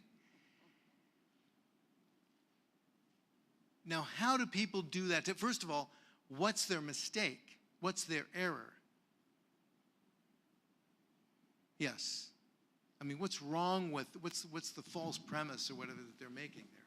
Well, first of all, they didn't really understand the resurrection. Okay. So what they were How did they saying, misunderstand it? because they just didn't want to believe it. Well, right. That's maybe why they didn't understand it. But I mean, in what way did they misunderstand it or misinterpret it? They thought that like when you die and when you resurrect, that you'll have husbands or you'll be married to people. Okay, so which Jesus said, that's wrong. So now my question is, how do people make that mistake today or ask questions like that today? How do people do that? Basically, they confuse the issue in such a way that they thought they could make a doctrine of the Bible look absurd and therefore push somebody to say it's not true. How do people do that today? Samuel's got an idea. This is an open question. Anybody? There's more than one, definitely more than one answer. Like for my classes, I see it in the topic of like evolution. Okay. Like they just like make it a bit like, how could anyone believe that when you see this and this, maybe we learned something in physics? Counselor, that's why like anyone who they use what we learned, they establish that as fact, and then it's like, so therefore anyone who, how could anyone say anything against this or anything like that? Nearly every argument I've heard against a straightforward reading of creation in the Bible, you could call it modern creationism, nearly every argument I've heard against that involves misrepresenting it. So that's an example. Yeah, gift. Could it also be because of ignorance? Because the Sadducees, they only believe like the first couple books of the Bible instead of the... Well, that's a good question. And I'll go ahead and try to really quickly say this, because this is something that needs clarification. I was debating in myself whether I would bring this up, so now you've pushed me to it. Thank you. This is something that needs some clarification. So the Sadducees read the Bible, the Hebrew Bible, just like the Pharisees did. They did not reject Samuel, the scroll of Samuel, or reject Isaiah. You know, they didn't like say this is trash. We don't, this is not really a sacred book. People sometimes confuse, I think part of it is they're confusing Sadducees with the Samaritans, maybe because they both start with the letter S, I don't know. And they both have their own priesthood. But the Samaritans, remember Jesus talked with the Samaritan woman and all this, and the Samaritans don't have any dealings with the Jews. The Samaritans, and there's still Samaritans in Israel today. And they're still offering sacrifices on Mount Gerizim to this day. The Samaritans, they really do only, like their Bible is just 5 books long. It's just the first 5 books, and that's their whole Bible. They don't have any other part of the Bible. It's just that. The Sadducees, sometimes people say it because they say they only accepted the written law. That didn't mean they rejected all the other books of the Bible. There is something called the written Torah, and then there's the oral Torah. And the oral Torah is all the accumulated traditions, but it's more than just all the accumulated tradition, the interpretations on the Bible that had accumulated over centuries. But it's more than that. There's a doctrine associated with the oral Torah. And the doctrine was and is, Orthodox Jews still believe this, I believe, apparently, still believe this to this day, is that it's called the oral Torah because the belief is that these interpretations of the Bible were not accumulated over centuries. They were received all at once by Moses on Mount Sinai, the same time that he received the written law. And that literally God basically said, here's the law. Now write this down. Here's some more of the law. Don't write this part. Just tell them, but don't write it down. And get all the oral traditions and all this stuff about washing hands, it was all given to Moses way back there in the desert, all at once. And then it's been practiced like this ever since. There's never been any changes. Jesus may have practiced at least some of these traditions. But the big difference between Jesus and the Pharisees is that he insisted that that doctrine I just told you is false. This stuff is human invented. It's human traditions. It was not inspired by God. The Sadducees, on the other hand, they just didn't even pay any attention to it. They just rejected it totally. But that doesn't mean they rejected the whole rest of the Bible, although they kind of did, because they're like, I'm just going to say it, they're like Methodists or Presbyterians or something today. I mean, they're just sort of like mainline, some people would call it liberal, theologically liberal, because the resurrection is there. It's there. It's not only in Isaiah, it's even there in, as Jesus demonstrated. You can see it even in the Torah. But they just interpreted it. They were just like materialists. They were, if you read stuff written in Jesus' day about the Sadducees, interestingly enough, they never even wrote anything themselves. They didn't write any books on theology because they didn't care. They were just rulers. They were aristocrats. Everybody talks about the fat cat Sadducees. I mean, I'm talking about in Jesus' day. People wrote disgustingly. The only people who wrote about the Sadducees. Sadducees themselves didn't write anything. So everything we know about them is what people wrote about them. And mostly what they wrote about them was, stuck up snot balls who just, go around there, they're aristocratic. They, all they want to do is eat, drink, and be merry, blah, blah, blah. And so they weren't like theologically conservative. So that's why they didn't believe in the resurrection, because they just thought this is all there is, just basically like eat, drink, and be merry almost. Live for today. Live for this world. You don't know you don't have any promise about the world to come. They didn't believe in the resurrection. They didn't believe in miraculous things. That's why they didn't believe in angels. They didn't believe in demons. There's very little in the Bible, not nothing, but there's very little in the Old Testament, in the Hebrew Bible about demons anyway. There's plenty about angels, but they could say, well, it's just a metaphor. Again, like theologically liberal. It's all symbolic. What does it really mean anyway? It was all that kind of stuff. So they weren't ignorant. I'm not saying all this to answer Gibbs' question. They weren't ignorant about teachings on the resurrection. They just didn't care. In fact, they used to make fun of the Pharisees, or not really make fun of them, but they just say, I pity the fools, basically, because they put all their hopes on heaven. Stop me if you've heard this one, right? They put all their hopes in the next world, and you don't even know there's going to be a next. They're not even going to be a next world. So they suffer and they fast, and they punish their flesh, and they deny themselves of the pleasures of life. And they're not even going to get anything there's not even going to be any resurrection anyway. It's very much like the world we live in today. So that's why I was asking, how do you see this question today? We already heard some of it, like creationism, people misrepresent it. And we could just multiply this over and over again. How do people talk about marriage or sexual morality? People who are these Epicurean people in American society, for example.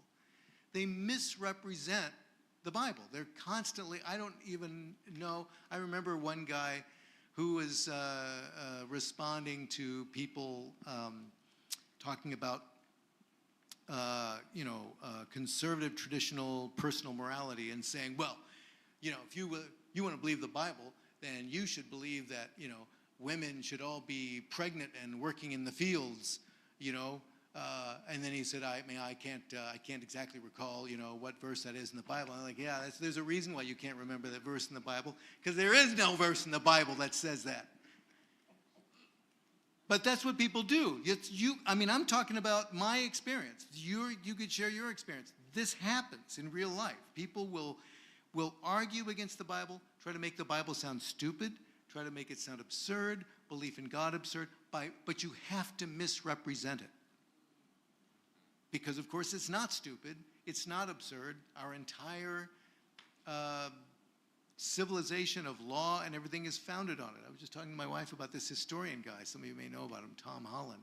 You can look him up.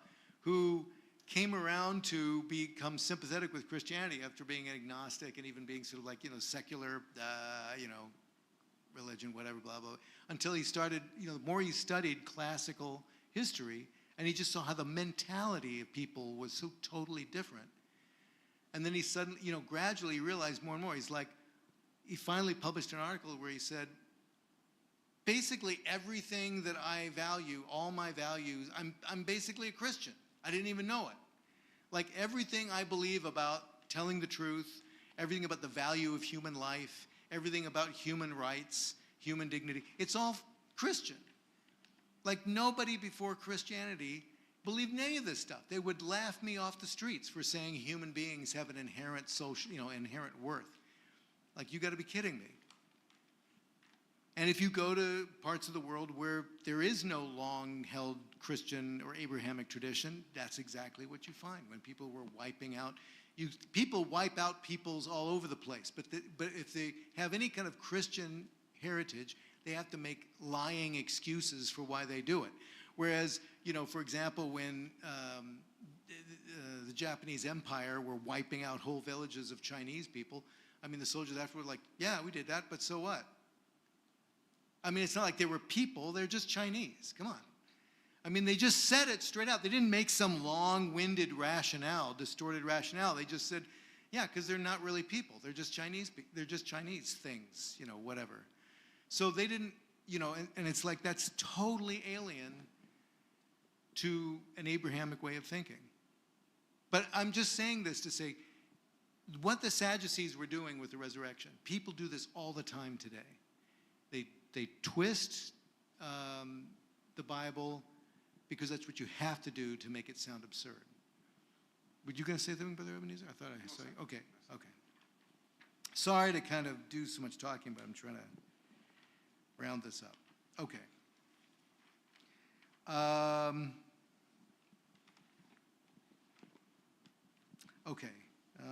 Let's see. Chapter 23.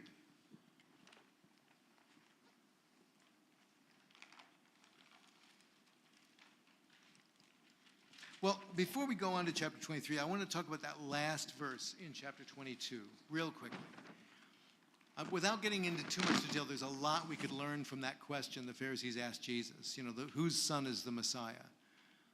Okay, he answered them, and I love that exchange because every time he answers somebody, he puts them to silence. But this time it says, every time it says nobody could answer him, nobody could answer him. And this one it says, no man was able to answer him a word, neither durst any man from that day forth ask him any more questions. And that was the end of that. No more attempts to put him into a trap. But here's my question, why? Why is it that when Jesus said, if David then called him Lord, how is he his son? Why is it nobody even wanted to ask him any more questions after that? He didn't just put him to silence about that question. He shut him up for good. I mean, right up to the time that he was arrested, nobody tried to trap him. Nobody even asked him any more questions. That's how it didn't just say they didn't try to put him in a trap. Nobody dared ask him any more questions. Go ahead, Samuel. Oh, okay. This was a question. When they said, how was he his son? Was this when we were doing the Sunday school on the Trinity? Like I heard my Lord say to my Lord? Was this what Jesus... That's the verse they're referring to. Okay. Well, that's the verse Jesus refers to in his answer. But my question is, why is it that when Jesus responded, not only did they not have an answer, but it says nobody dared ask him any more questions? There's just a little bit of a spiritual insight here that I think is worth paying attention to. And in the interest of time, I'll just tell you then, if people don't have a hand up. Because when you and I are talking to people about the gospel, or you're talking to people about their lives, there comes a point where they are just getting too close to the truth. That's what it comes down to. Jesus is bringing them face to face. Like Samuel said, this is the verse we used when we were talking about the Trinity. I mean, this is I'm not going to get into it. I'm going to resist. I'm not going to get into it. There's all kinds of theological issues that were a big deal in Jesus' day, that Jesus opened up about 5 cans of worms by that answer. But the real issue is he's putting them face to face. He's making inescapable a truth that they do not want to believe. You and I can do that. That's why I'm bringing this up. It's not just an interesting factoid. This is your life. This is my life. You're witnessing to people. You can get them to the point where you're bringing them just a little too close to the truth as far as they're concerned. Now they don't want to talk. And this is, I submit, a big part of what Jesus and the Bible means by compel them to come in. You might recall that from a phrase, a parable that Jesus told about a wedding feast, right? And maybe it's the parable that we have when he says, go into the highways and the byways, compel them to come in. That's been abused sometimes in the past, where people are like forced by law, to try to force conversions and that sort of thing. That's not what he's saying, of course. This is what he's talking about. There are times you will bring people to the point of the truth, and it's like, I don't want to talk about it. That's where you and I need to have grace and power of the Holy Ghost to be able to say to that person in the way that God leads, no, we need to talk about this. There is a point, remember, every sinner you witness to is Satan's child. I mean, not literally their child, right? He's actually Satan's enemy, which is why the devil actually hates sinners and tortures them and messes up their lives. But they're in Satan's camp, and the devil has a hold on them, and the devil will not let them go readily. They're not just going to walk in and say, oh, I see, I get it now. The gospel's real. I should just repent. There's going to be resistance, and there's going to be pain on their part. That's where you and I need to come in. It's a challenge to me, a big, big challenge to me. I think about my wife. My wife knows how to be ruthless when she wants to be. She was very sweet and kind to me, actually, when I was under conviction. But there's a certain kind of ruthlessness that you and I need to pray about. And by ruthlessness, I mean that when she got, or when the church in Kansas City got, the Holy Spirit got me a little too close to the truth, she didn't say, well, okay, I'll back off. She said, no, you need to make a decision. Among other things, she said, if you are serious about serving God, you need to stop going to the church you're going to. Now, she didn't say that. She said that after she'd known me for like 2 or 3 years. Years.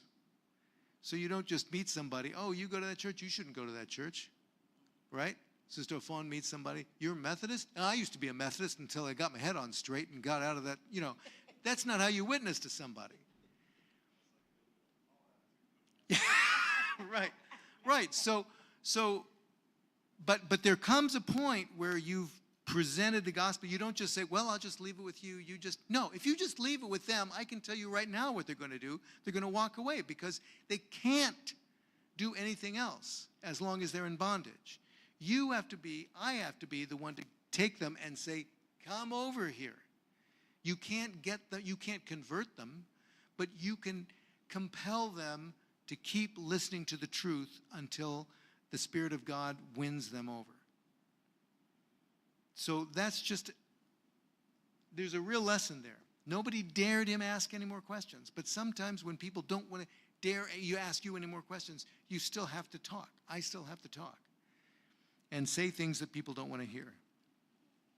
That's a challenge for me. Some people don't mind saying things that people don't want to hear. I don't like to say things. If you don't want to hear it, that's fine. I don't want to mess. So sometimes I need to mess with somebody. Sometimes their soul, their eternity may hang in the balance. Yes, Sister Afon. As you're talking, I was just thinking, a lot of times people will tell you, I don't want to talk about it. That's right. It's a lot. I don't want to talk about it. You're like, but it's better to even talk about it. If not now, when? Okay. Or however the Spirit of God leads you. Like I say, I need to pray about this too. This is a really important point. Anyway, chapter 23, okay.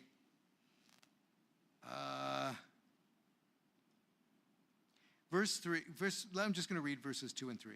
The scribes and the Pharisees, Jesus says, The scribes and the Pharisees sit in Moses' seat. All therefore whatsoever they bid you observe, that observe and do, but do not ye after their whole works. So my question is, how can we do this? How could we be like the Pharisees? Again, in the interest of time, Jesus said, they sit in Moses' seat. What that means is these people teach, they know their Bible. They teach sound doctrine. Whatever they teach you, do what they say. And yet, they were a mess. Jesus described them in the most vicious terms he described anybody. So how could we be like that? How could you be so observant? These people, like I said, other people looked at them and said, I pity these poor people. They punish their flesh, they go through all kinds of religious backflips to obey their rules, but they were far from God. How could that be? How could they be that they're far from God when they know the Bible so well and so correctly? Brother Jose. So, listen to what they say because they know their stuff, but don't be blind like them. Yeah, that's right. Again, yes, Esther.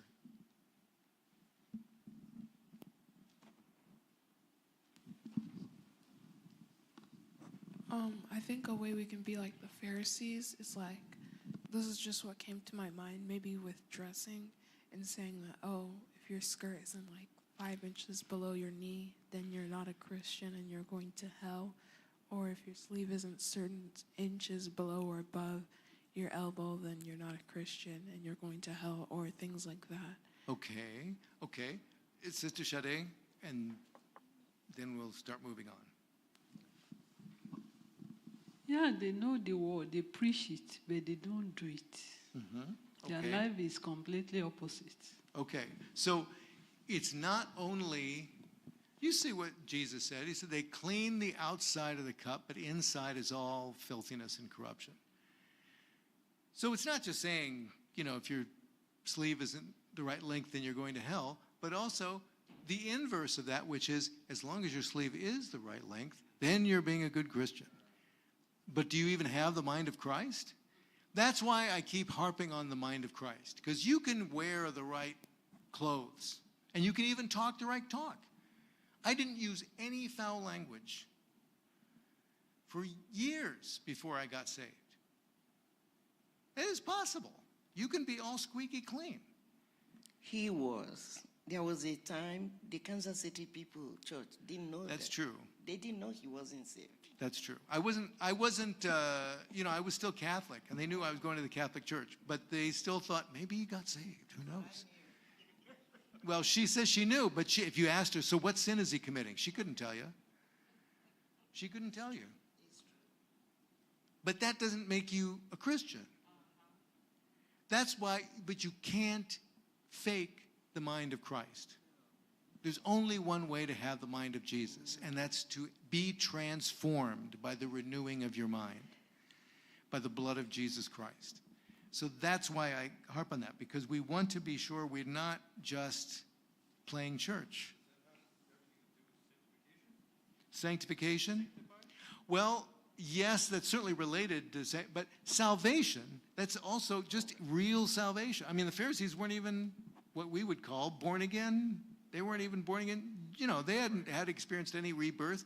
They're just following a religion. If you make, it's like somebody once said, getting back to the dress question that Esther raised, I remember, I'll never forget this, shortly after I was saved, was one brother who said, because we were talking about what do you do in this situation? What about this? What about if you see somebody like this? Or blah, blah, blah. And he said, there are organizations that have got all this settled. They don't even have to ask these questions because they've got it all. I mean, they've got it in a book. Like, here's so much lace, so many inches, the hair, the sleeve, everything. But he said, by the time it gets to that point, the standard is the religion. It's the whole thing is like, here's the manual. How to be a Christian. But that's not being a Christian. It's a transformation. It's a spiritual experience. So, and then everything else, like Jesus said, clean the inside of the cup, and the outside takes care of itself. Go ahead. Actually, the one that scares me most is when you even get to a state where you are healing the sick, you are performing miracles, and yet you don't have it. Because Jesus said that some people will Yeah. come to him and say, we raise the dead in your name, we open the blind eyes, and Jesus will say, I never knew you. There's so much we haven't even covered in our text without going out of our text. I'm not gonna touch that one. I'm sorry. You're right. It's very, very deep. We could have a whole Bible study on that. But getting back to your point, Jose, yes, sanctification certainly touches on it, obviously, right? Because salvation changes us, right? Completely changes our behavior and everything else. But what sanctification does is it takes away the carnality, which is where like you're following Christ when you're saved, but your body, in a sense, is still telling your soul what to do. Your body doesn't just want to sin all the time. So that's right. Well, yeah, that's right. It's a difference between, that's right. It's actually cleaning the cup. That's right. As opposed to salvation is just throwing out the dirty water, right? And sanctification is actually washing the cup. I did that one. You know, it's funny. When we went to India the first time, they had all kinds of testimonies of salvation. But people didn't understand sanctification. I gave a teaching once. That's all I did. I just took a glass full of dirty water, and I just poured it out. I said, this is like salvation. But this is sanctification, washed out the glass. We went a year later. The place was just loaded with all kinds of testimonies about sanctification. People, it's like they got it. They just saw that. So, yeah, I mean, that's why there's never been a time in history where God didn't provide both. Forgiveness and sanctification, they're meant to go together. So they both factor into what you're talking about. Yeah, Godwin, sorry, I didn't see your hand up. So, like, are you sure, like, they weren't just, like, when they were testifying, they weren't just saying about, like, how they cleaned the inside of a cup, or, like, how someone else cleaned the inside of like, the cup they own, or like, they were using something like that? Well,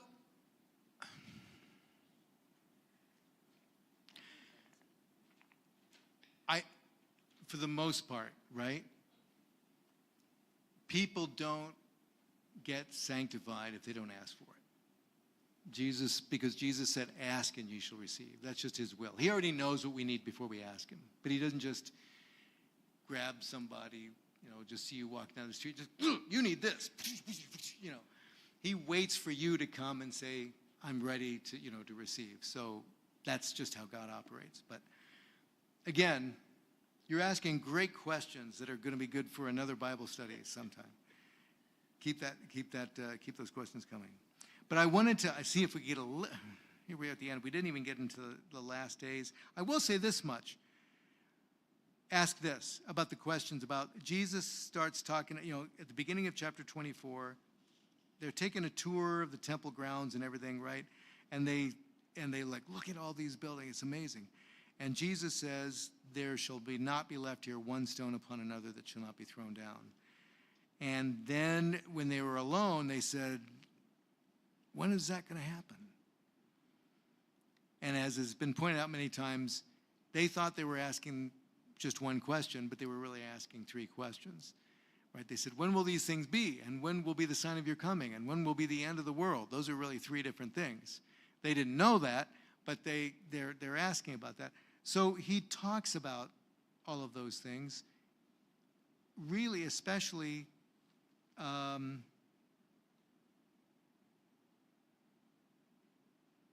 I'm just going to summarize it.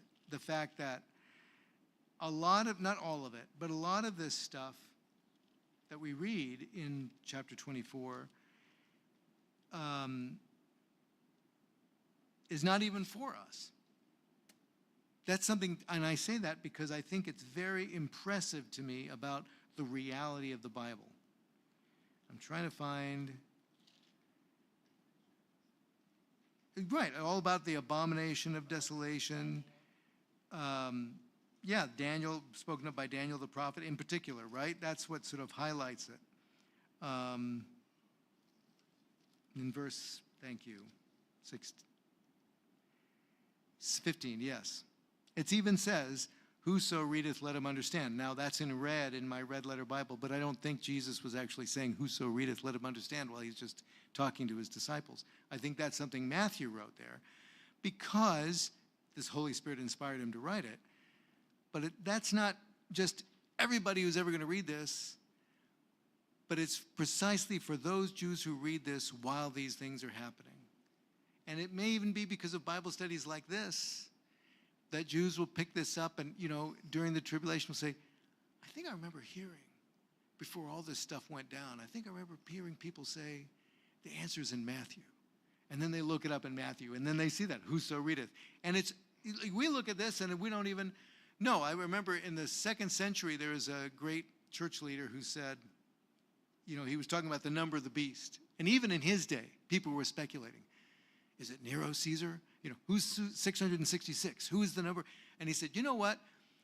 If we needed to know that, we wouldn't even be arguing about it. If God wanted to tell us, it's this guy, he'd just give us the name. But he put the number there because it's not for you and me. When the world goes through that time, the people who need to know will know. But if we don't know, then we don't need to know. We don't need to know who the Antichrist is going to be. What would you do if you knew? What are you going to do about it? It's just, but a lot of this is actually prepared so that those Jews who go through this time will know what to do. There are very specific, very concrete instructions here on exactly what to do, where to go, where not to go, what to do, what not to do. And God, it's just amazing to me how 2,000 years ago, Jesus said stuff because he knew one of his disciples was going to write it down, and it's going to be kept like a time capsule for hundreds and hundreds of years until the right people pick it up and read it and say, here's the instructions. Let's go here. Let's do that. It's just amazing to me that Jesus provided that. But it shows the perfection. What that tells me, when God speaks to me today, I need to listen. I need to do what he says, because God knows exactly what he's doing to such a detailed extent. But some of these things, it's interesting. Like, if any man says, lo, here is Christ, or there, believe it not, there will arise false Christs and false prophets. That's been happening right down through the ages. And it seems what we see is that, you can point 300 years ago, 1,000 years ago. You can find false prophets. You can find people who claim to be Christ. But it's more intense today. In my lifetime, I've lost track of how many people said they were the Messiah. And how many people said that I'm the way to salvation. Go ahead.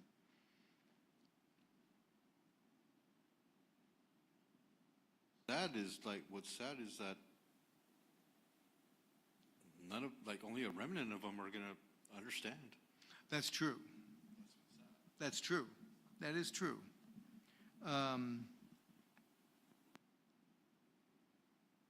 Yeah.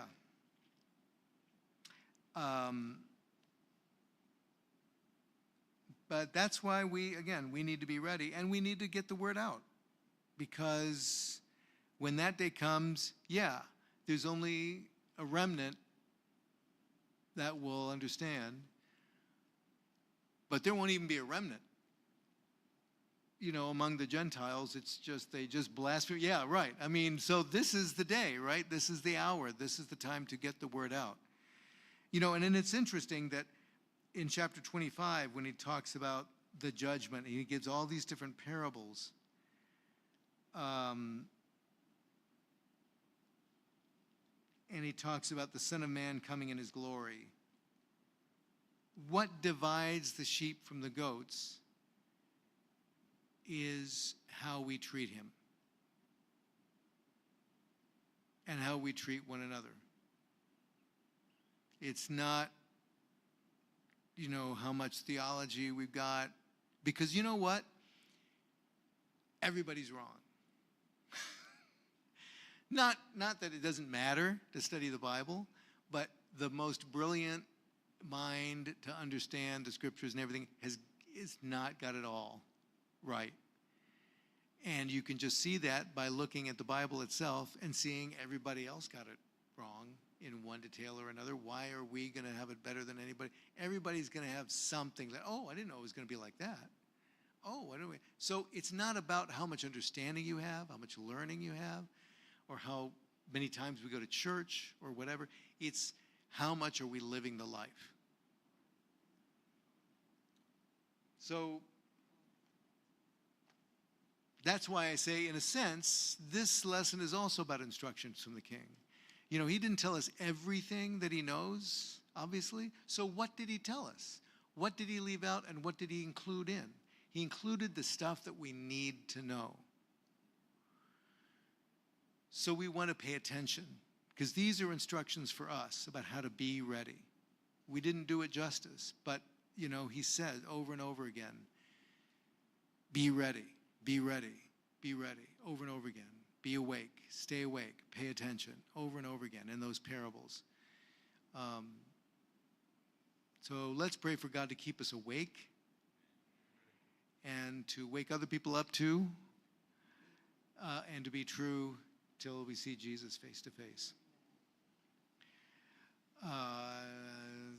Sister Ivana, you want to say a closing prayer for us? Maybe Godwin, can you pass the mic?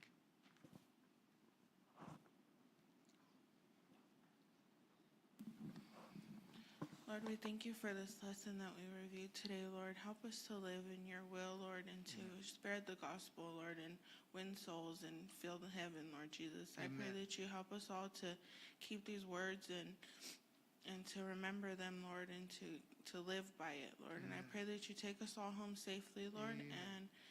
And guide us through the rest of our weeks and bring us back on Sunday. In Jesus' name, amen. Amen.